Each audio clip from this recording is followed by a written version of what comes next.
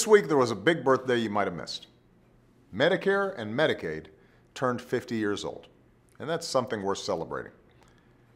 If one of the best measures of a country is how it treats its more vulnerable citizens, seniors, the poor, the sick, then America has a lot to be proud of.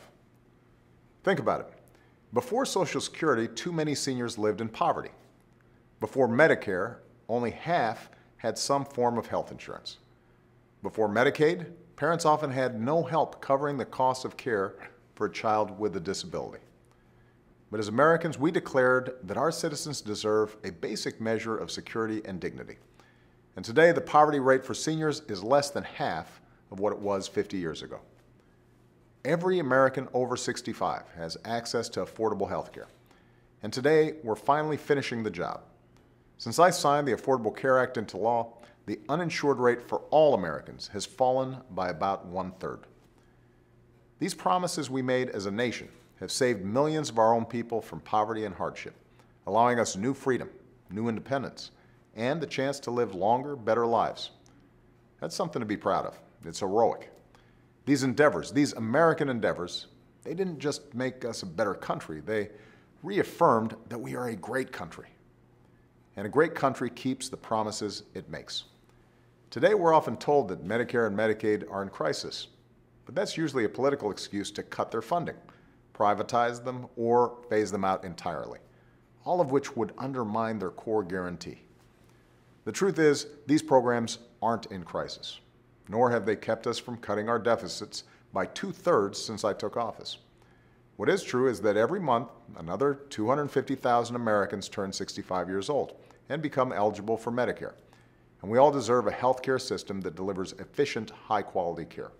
So to keep these programs strong, we'll have to make smart changes over time, just like we always have.